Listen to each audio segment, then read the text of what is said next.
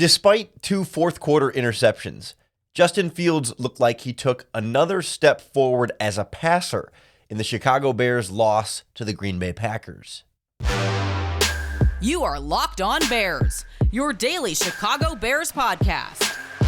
Part of the Locked On Podcast Network, your team every day.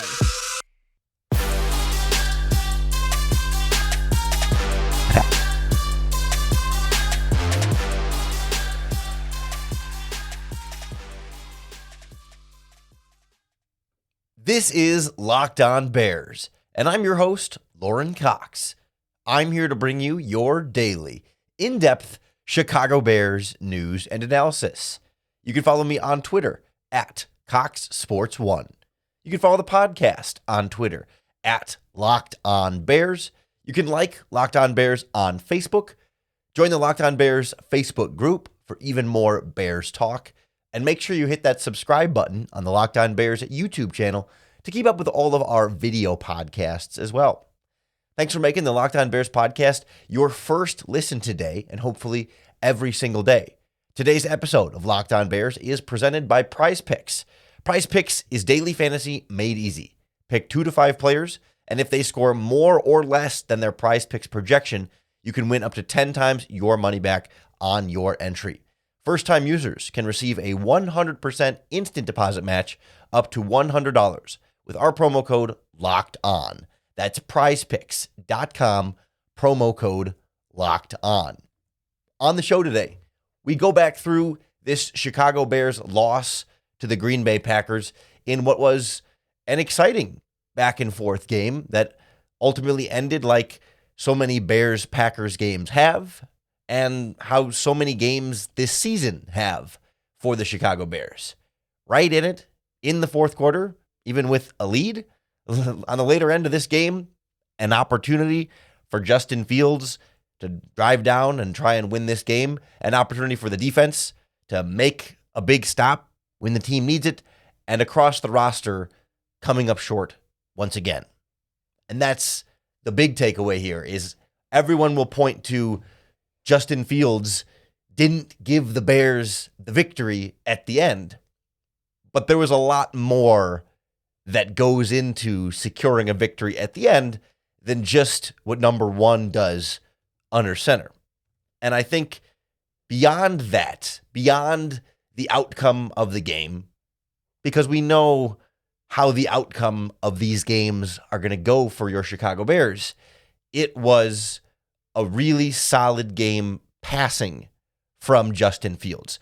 It felt like tangible growth, steps forward, not a giant leap. This is one small step for Fields, one giant leap for mankind. Not quite humongous, but really important progress.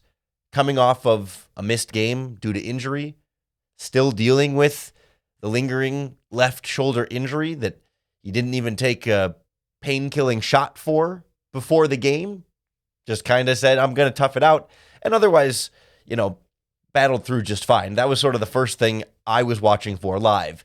On that first drive, he had sort of not a dive forward, but a running play where he did extend forward. And I was, you're kind of like cringing a little bit, or, catching your breath or gasping or whatever it might be. And even on that same, I think it was before that, the quarterback sneak, right, where I think Velus Jones was the one who gets behind him and tries to push him through for a first down. It's just like all of that quarterback contact on those plays. You're just like, oh, you worry just a little bit there, because otherwise he wasn't sacked in this game. I don't remember on first watch some kind of massive quarterback hit after letting go of the ball. It's possible that there were one or two in there. As I look on the defensive stat sheet for the official NFL stat sheet, had them with 2 quarterback hits, but I don't remember either of them being particularly vicious. So there wasn't a lot of those moments of worried about Justin Fields' re-injury there. But I was surprised then how well he played through that. Some of the throws that he made in this game were very impressive. Not only the downfield bomb to Equanimeous St. Brown, or the one that followed to N'Keal Harry, opening things up more in the vertical passing game, But even some of the shorter things he did, it felt perhaps the most comfortable and in rhythm we've seen Justin Fields as a passer, maybe in his career up to this point. Like, there was a point in this fourth quarter before the first interception, which we'll talk about in a moment here. Before his first interception, the very play, when that play started, he was 16 of 19 for 224 yards. Like, that's as efficient and productive and solid of a passing stat line we've seen from Justin Fields. We've seen this season that quarterback stat lines, especially in the passing game, are not going to be the best way to evaluate Justin Fields. But that's a, 85-ish? I don't know the math on that, but 85-ish percent completion percentage for almost or more than 10 yards per pass attempt. I mean, that's high-level quarterback stat sheet, in addition to the eye test and what you see from him in terms of, knowing when to check down and when to take those shots downfield, being highly accurate on, again, 16 of 19 throws. He had missed 3 passes up to that point and only missed 5 in the game. He only had 5 incomplete passes, 20 of 25.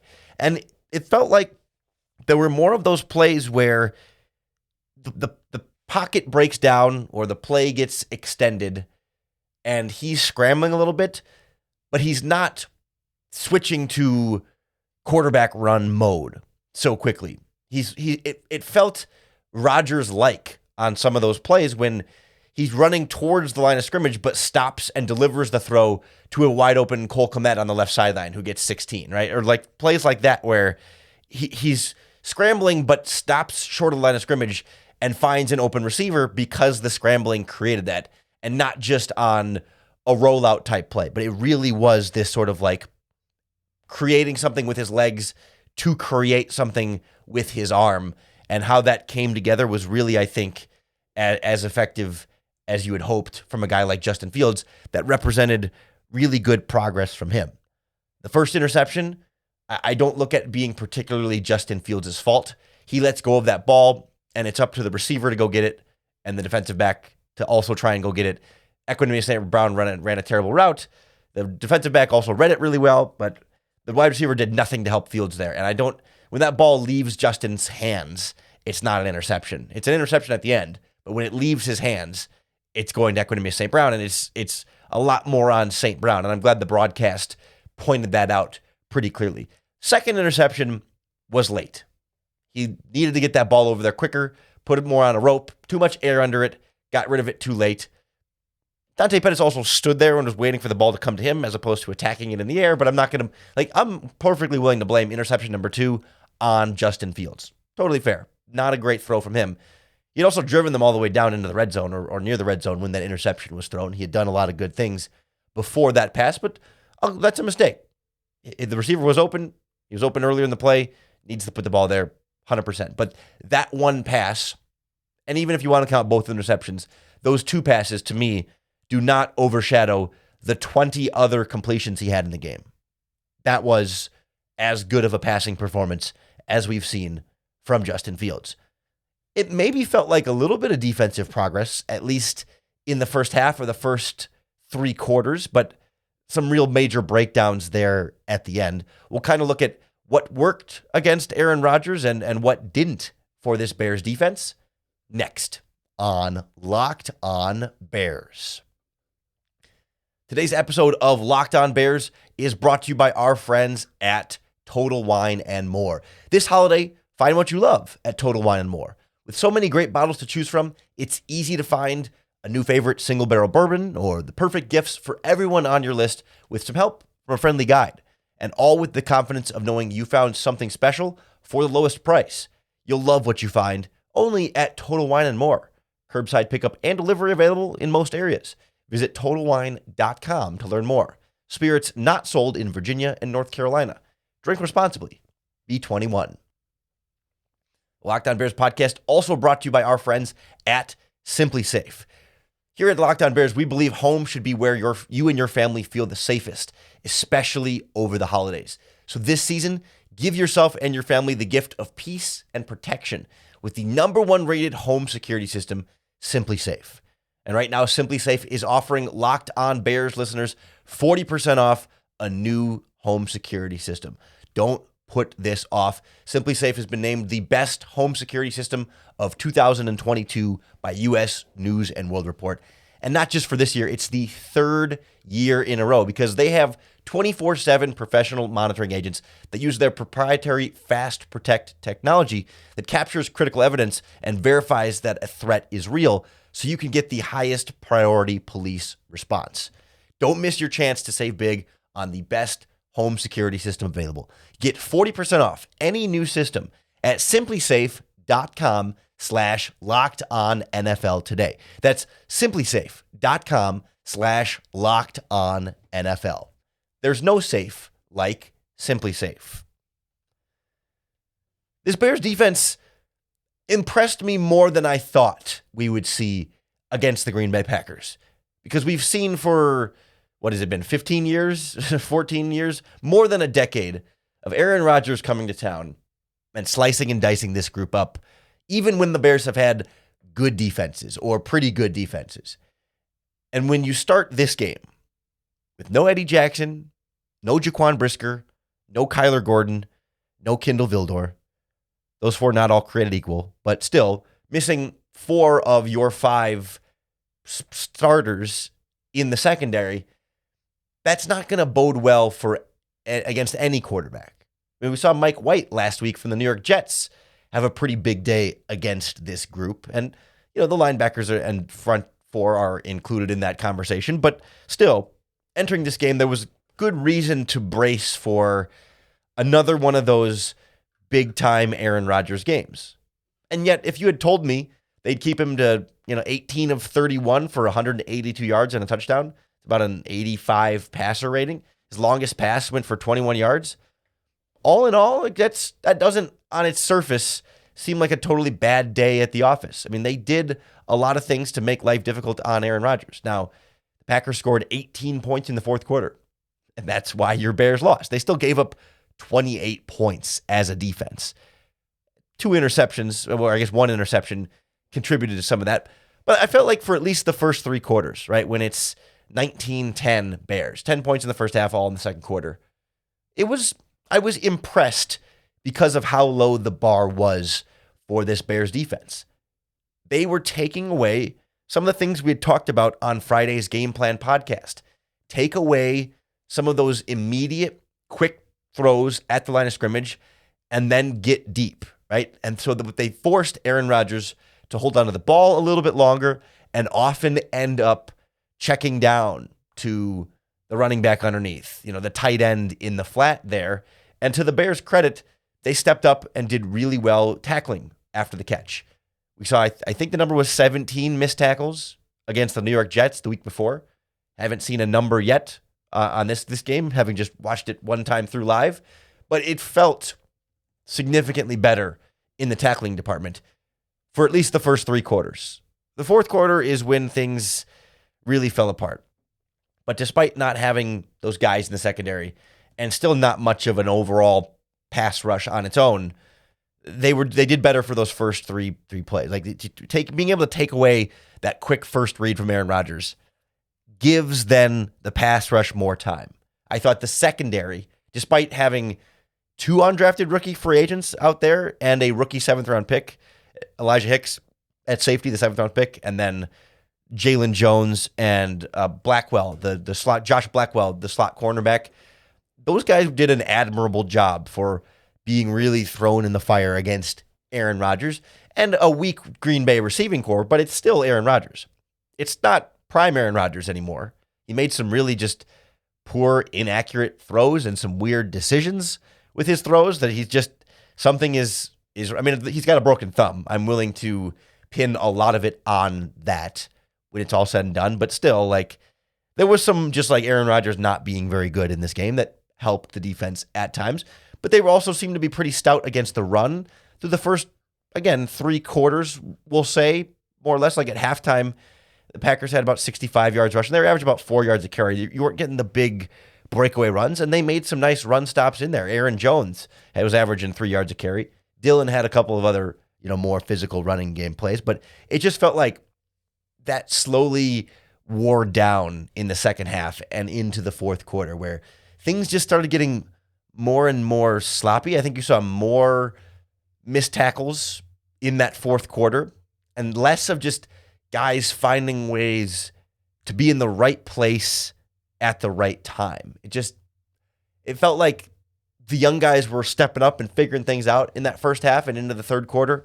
But by the fourth quarter, maybe Rodgers and LaFleur and this Packers offense, I don't know if it started figuring it out. I mean, it's hard to, without going through the All-22 film, what exactly went differently for this Packers offense. But it just felt sloppier from the Bears at that point. Guys not getting off blocks as well and not wrapping up.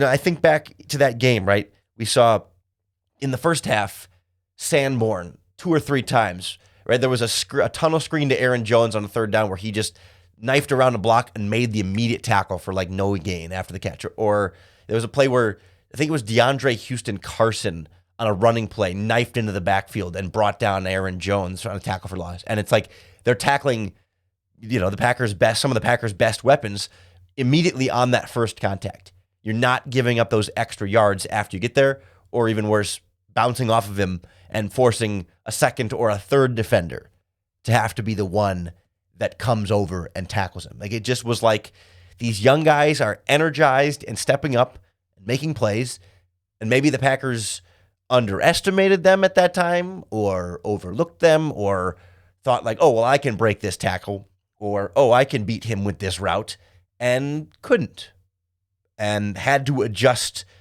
that over the course of the game, maybe having to give some of these younger Bears players some more props than they might have otherwise, entering the matchup. When you look on paper and see, 3 undrafted free agents playing significant snaps in this Bears defense, plus a 7th-round pick at safety starting and a 5th-round pick at the defensive end, getting a significant portion of the snaps there. I do want to give the Bears pass rush some credit in that when the Bears secondary made Rodgers hold on to the ball, there was a lot of hustle. There was a lot of effort, and guys kept fighting. Rarely did you see a pass rusher win with his first pass rush move at the line of scrimmage. Like, they weren't individually like beating the offensive linemen as you might measure a pass rush win, but they kept fighting through, and that when Rodgers would hold the ball, they at least were able to get some pressure that way and not just let him sit back there clean in the pocket for 8 seconds. He'd get the first 3 or 4 seconds to himself, which is not good enough pass rush, but it's getting there. But it's weird that breaks down in the second half. Like on the Christian Watson jet sweep handoff that goes for a touchdown, and he just is one guy's there to chase him. The Packers have been running that all game. Every handoff had a jet sweep in one direction and a handoff in the other direction, and they had run that same jet sweep a couple of times, and they had handed it off a couple of times. Like, that same play design in either direction happened 4, 5, 6 times in the game. Just having watched it one time through and sort of counting, not actually counting, but just anecdotally, felt like you saw that motion on running plays a lot in this game. So why all of a sudden late in the fourth quarter do they completely just not pay attention to Christian Watson? I mean, you see the safety, Elijah Hicks, is the single deep guy, and he completely follows the running back for 5 seconds before he realizes Watson has the ball, and Watson's already passed him, like, downfield. There was one guy to chase Watson, and of course, he's one of the fastest players on the field. That's not going to go well for your defense. So why all of a sudden late in the game does everybody lose their discipline in that moment when they had been doing so well with that through the first few quarters? I don't have a good answer, and I'm hoping that the All-22 film is able to answer it. But it pieces together this theme that the Bears have been in for the last 5-6 games, and even for a lot of the season. They're winning for a large portion of the game. They're playing well. They have an opportunity late in the game to potentially win, and they can't. And we'll kind of look bigger picture at what's going on here and whether we should be concerned or whether it matters and why and what we should take away from the game sort of playing out like this over and over again next on Locked On Bears. The Locked On Bears podcast is brought to you by our friends at PrizePicks. PrizePicks is the better way to do daily fantasy sports because with PrizePicks, they put you in complete control. It's you versus the house. With other daily fantasy sports, your lineup is going to be dependent on other people's lineups, right? You're trying to have And if other people have better lineups, then you're out of luck. And it's not anything that you can control. You don't have power over what other lineups are that end up winning these matchups. But PrizePicks, it's all about you. You pick 2 to 5 players, and if they'll score more or less than their PrizePicks projections, you can win up to 10 times your money on any entry. That includes your Bears games, but across all the sports, PrizePicks makes it super easy to enter in literally 60 seconds or less. So download the PrizePicks app or go to prizepicks.com to sign up and play daily fantasy sports. First-time users can receive a 100% instant deposit match up to $100 with our promo code LOCKEDON. If you deposit $100, PrizePicks will give you $100 bonus dollars. If you deposit $50, PrizePicks will give you an extra $50. Just don't forget to enter that promo code LOCKEDON at signup for an instant deposit match up to $100. The Bears keep coming up on the losing. The Bears keep ending up on the losing end of these late game scenarios where, they have a lead. They may end up blowing the lead, or maybe are coming back for the course of the game, and Justin Fields has a chance to drive down and win these games, and they haven't been able to. And the way that's framed is always Justin Fields has a chance to drive down late in these games to win and doesn't. That's how we think of narratives and game flow. It's always, okay, Justin Fields has the ball. What can he do with it to try and drive and win this game? And I think it's important that we recognize 21 other players involved in that process, and really more when you add in special teams being there. And that people are going to be quick to say, well, Justin Fields can't win these games or can't finish these games. And it's a true statement that, yes, Justin Fields is not finishing these games with a victory. And when these games have hit 0, the Bears are not winning.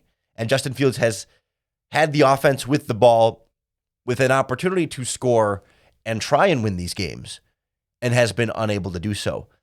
But I just think the framing and the way we talk about it always makes it seem like it's only Justin Fields. And that when they don't win, it's only Justin Fields' fault. Certainly if they did win, most of the credit would go to Justin Fields. And a lot of that's the nature of the beast in how we talk about the NFL. But I think there's 2 separate big points here. One, your defense gave up 18 points in the fourth quarter. Was it, 19 points? Let me double check. 18 points in the fourth quarter to make it a 28-19 defeat. Giving up 18 points in the fourth quarter is not an acceptable defensive performance. And if they stop Aaron Rodgers on, certainly if they stop Christian Watson on that touchdown play there, right, for example, right, it changes so many of the different dynamics of this game. It's not to say that instantly wins, but the defense plays a role in this. The special teams plays a role in this. Cairo Santos has a missed PAT and a blocked field goal. The blocked field goal, not specifically Cairo's fault, but the field goal unit, right, left 4 points on the board. 4 points would not have won the Bears this game, but 4 points makes it so that if Green Bay settles for that field goal to make it 20-19, instead it would be the Bears would have had 23 points. So does Green Bay have to go for it there?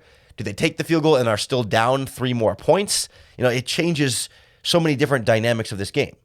There's also Equanimeous St. Brown contributing to Justin Fields' interception on that second to last drive of the Bears offense. That's not on Justin Fields, or certainly not alone Justin Fields' responsibility. It's his team and it's his narrative, and I understand that, but it's not all on Justin Fields. And the other aspect of this is that Justin Fields is a lot of the reason they're even close at the end in the first place. And it feels to me like when the story of the game is, and the story of multiple games is, Justin Fields couldn't lead the team to get it done at the end of the fourth quarter, that erases the monumental amount of work Justin Fields had to do to get them to that point in the fourth quarter to be able to have a chance to drive down and win this game. And that so often now it's the last drive of the game that many people seem to be making the referendum on Fields of like, oh, he's not able to win these games. And that last drive completely ignoring, or at the very least, overshadowing and outweighing the 4, 5, 6, 7 previous drives that got them in that position to do so, that got them 19 points up to that point, that got them, a lead at halftime, a lead in the first quarter, a lead through the second quarter, and a lead through the third quarter, that had them leading for 3 quarters. And yes, the outcome is the most important thing. And being able to finish these games is inherently the most important of the drives. But when you're trying to take a big picture evaluation of Justin Fields, I don't think you can look at those drives and say that's the problem without at least acknowledging clearly and fully how many good things he did in the lead up to that. And that's why the podcast today is structured that way, right? We talked about how effective and efficient he was as a passer in a way that we haven't seen this level of over the course of the season. Because I think where the Bears are now in the context of the team, that's more important. Winning this game was not as important as Justin Fields continuing to develop as a passer.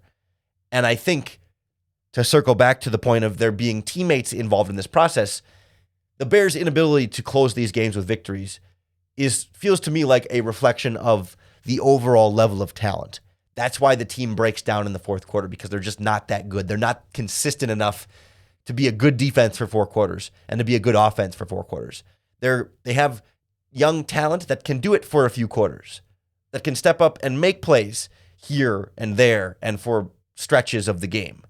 But they're not experienced and talented enough to do it for 4 quarters consistently, to do it at the end of that game after having done it over the course of the game. It shows that they're capable, but they're not consistent enough yet at being able to finish that. Some of that is Justin Fields. This is not to say that there's no blame for Fields when they're not able to win these games. But the bigger picture for me is there's no concern at this stage. If Fields had good receivers and a good offensive line and a good defense, and he's blowing these fourth quarters by making a dumb interception or a dumb fumble or a dumb decision here or there, like clearly like everything has been laid out for him and he's messing it up individually, that's when you can start to be concerned. But when he's overcoming obstacles in many individual singular ways, single-handedly breaking tackles and rushing for a 55-yard touchdown with some good blocks from wide receivers on that play, but shouldering so much of the load for himself for 3.5 quarters, that's so much more important than not being able to finish these final drives of these games, because it's reasonable to expect that will come as he gets just a little bit more help when those expectations can be reasonable. I don't think it's reasonable to expect Justin Fields to shoulder this team for a full 4 quarters and win every game like that. I just don't think with the supporting cast that he has now, it's not fully reasonable to expect that. When you get a better team around him, that's when you should start expecting that. And if he starts falling short of those expectations, that's when you can have the conversation about concern. But that's not the conversation to be had right now. It's not the conversation the Bears are going to be having during this bye week coming up. And even though the Bears are off this upcoming weekend, you can be sure the Locked On Bears podcast won't be. So make sure you hit that subscribe button wherever you listen to podcasts or on the Locked On Bears YouTube channel to keep up with all of our daily, in-depth Chicago Bears news and analysis. Thanks for making the Locked On Bears podcast your first listen today, and hopefully every single day. If you're looking for your second listen, make sure you check out Locked On Sports today. Here on the Locked On Podcast Network, we are your team every day. And Locked On Sports today is all the biggest stories in sports, big game recaps, instant reactions, the important takes, the important storylines, all wrapped up in 30 minutes or less, wherever you get your podcast. So go check out Locked On Sports today. Then come on back tomorrow for another episode of Locked On Bears.